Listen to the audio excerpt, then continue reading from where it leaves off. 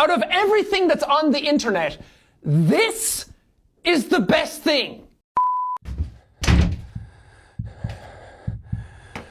A few moments later. Sorry, I got a bit overexcited and ran out of the studio. Men my age have got no business running anywhere. But Eric Douchebay has published a video called Flat Earth is Stupid. One of the most common phrases I have heard incessantly repeated by neophytes since reviving the International Flat Earth Research Society is, "Flat Earth is stupid." Well, perhaps these neophytes have at some point encountered basic geometry, satellite imagery, or dare I say, evidence. But who needs evidence when you... Well,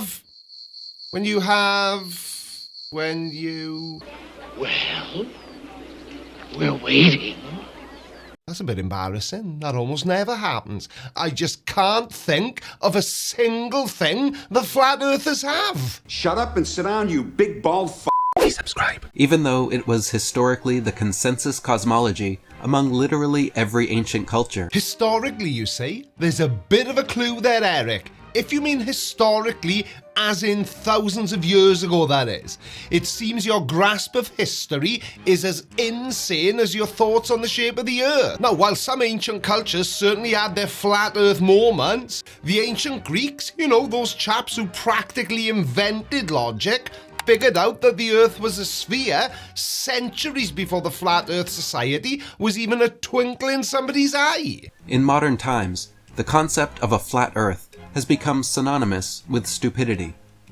Calling someone a flat earther is now meant to insult their intelligence. Indeed, it appears that embracing a demonstrably incorrect model of reality in the face of overwhelming evidence to the contrary tends not to be seen as the hallmark of intellectual prowess. Special Officer Dookie reporting. The association of flat earther with a lack of critical thinking is, shall we say, understandable. And I understand. Well, I understand too. It suggests a certain reluctance to engage with the scientific method, logical reasoning, and the vast body of knowledge accumulated over centuries that shows quite clearly that you are all, without exception, completely insane. But is this an accurate stereotype? Is the idea of a level, stationary Earth really the epitome of idiocy?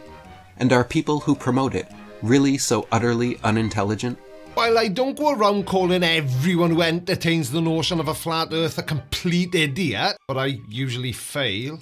At least I try, though. The evidence for a spherical rotating earth is so monumentally overwhelming that rejecting it requires a creative approach to information processing.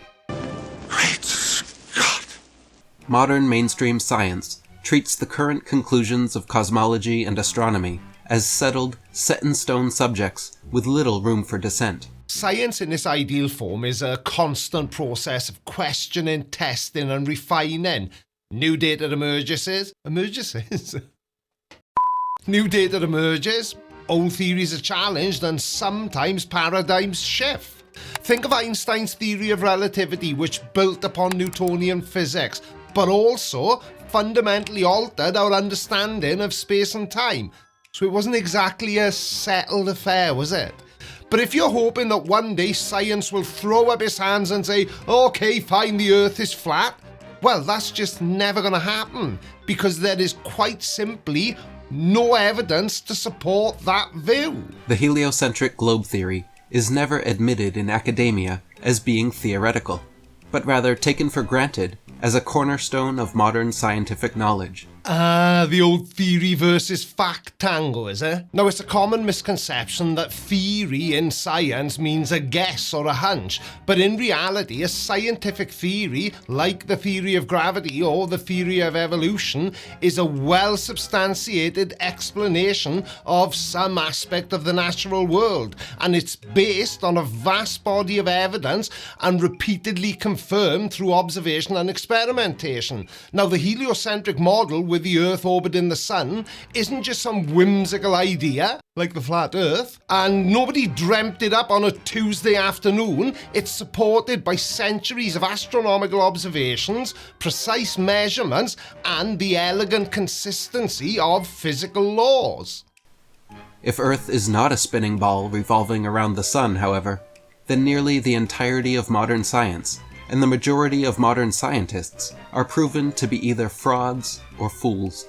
And that right there, Eric, that is why flat Earth and by extension flat earthers are so completely ridiculous. Isn't it far more plausible that the overwhelming consensus among the scientific community is based on overwhelming evidence? A spherical, rotating Earth elegantly explains a vast array of observations. A global conspiracy of silence and idiocy on this scale, really? That would require a far more convoluted and, quite frankly, less believable narrative. Yeah, I think. Therefore, questioning the shape of the Earth is the equivalent of scientific blasphemy, and flat earthers the equivalent of scientific heretics. While it might feel that way to those questioning such a fundamental concept as the shape of the Earth, it's less about dogma and more about the robustness of the evidence. Think of it less like a religious tenet and more like a well-established fact. Like the boiling point of water at standard pressure. You can question it, but you'll need some pretty compelling evidence to overturn centuries of consistent observations and experiments. And the same applies to the shape of the Earth, pal, whether you like it or not. Is this treatment truly warranted, though? Testing ideas, challenging assumptions, and furthering knowledge through evidence and critical scrutiny is the very definition of the scientific method. Science encourages and requires dissent to clarify conclusions, and questioning established scientific norms is precisely how new discoveries are made. Well, you're not wrong. For once, Aristotle provided observational evidence for a spherical Earth based on lunar eclipses and ships disappearing hull first over the horizon in roughly 322 BC. Then Eratosthenes calculated the Earth's circumference. Your entire belief system relies on you claiming that everyone else in the world is in on some sort of gigantic lie, to which I say, don't be a twat. Oh, no way! One of the forefathers of the heliocentric globe theory, Galileo himself, said, quote, "In the sciences, the authority of thousands of opinions is not worth as much as one tiny spark of reason in an individual man." Indeed, Galileo's powerful quote about reason over authority is spot on. He used his tiny spark of reason, which was backed by telescopic evidence of Venus's phases and Jupiter's moons, to challenge the dominant geocentric view, which was supported by tradition. He wasn't dismissing all accumulated knowledge, but rather highlighting the importance of empirical evidence and logical deduction over blind faith authority. In other words, science is not a democracy, and scientific authority is not derived from majority opinion or expert decision, but rather from reason, evidence, and experiments. Precisely, you've hit the nail square on the head. Science isn't a popularity contest where the most widely held belief automatically becomes truth. Scientific authority in its ideal form stems from the rigorous application of the scientific method.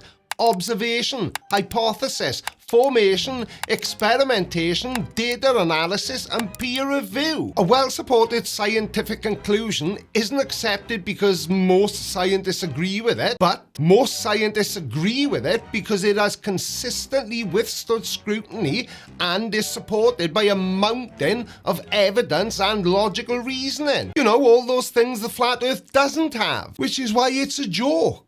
Globe defenders often deny or downplay the amount of legitimate criticism presented by skeptics, but it is undeniable that there are a large number of valid objections to the heliocentric globe theory. Name one then. And when I say name one, I mean one that's supported by a large amount of evidence. Now, while flat earth proponents might raise numerous questions or point to perceived inconsistencies, the vast majority of these objections fall into a few categories. Misunderstanding of basic physics or geometry being the first. Most often, your misunderstandings are just based on your own flawed interpretations of how things work on a rotating sphere, and then you rely on anecdotal evidence or misrepresented observations.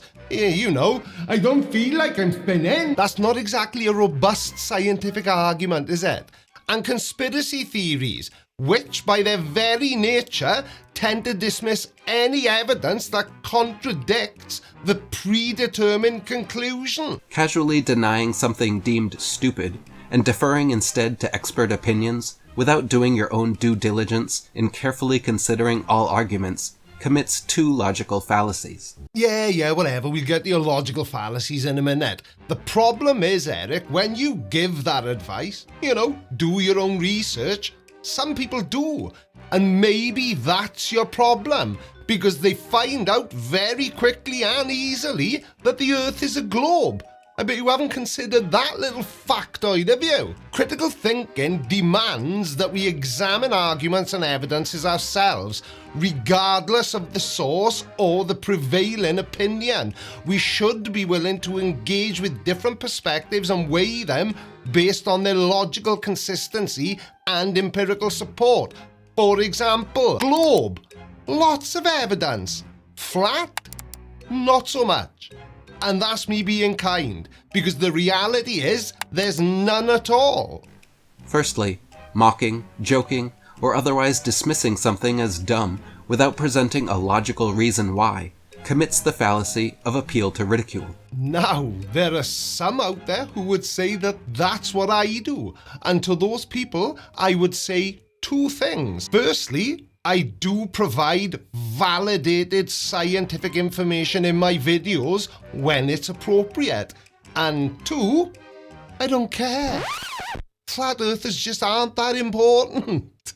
Secondly, blindly believing in something simply because all experts agree commits the fallacy of appeal to authority. Yeah, but you're only a flat earther because most idiots on the internet agree that the Earth is flat. Citing NASA images or astronauts' testimony as proof of a globe are not admissible as scientific evidence because they are not readily repeatable. Think about it. While you might not be able to personally repeat the experience of orbiting Earth, the images and videos are consistent with a wealth of other evidence that is repeatable. We can track satellites whose orbits behave exactly as predicted by a spherical Earth. We can observe ships disappearing hull first over the horizon. We can even measure variations in gravity that are consistent with the mass distribution of a sphere, not a flat Earth. The average person will never experience the frame of reference required to confirm or deny such claims. And yet it's perfectly acceptable for the thousands of flat earthers infecting the internet with their brand of shite. Or that's okay to claim that the Earth is flat even though... See the problem with what you just said? So quoting them as proof of a globe is invalid and unsound reasoning. Yeah, but there isn't a single person in the world who only believes that the Earth is a globe because they've seen pictures of it from space. Every single... I'm wasting my breath here, aren't I? This is like pissing into the wind.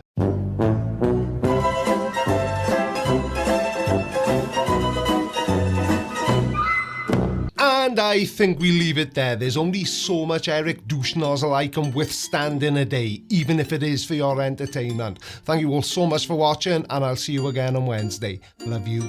Bye. I don't think so. No, no, no, no. I don't think so. No, no, no, no. It's never, ever, ever, ever, ever, ever gonna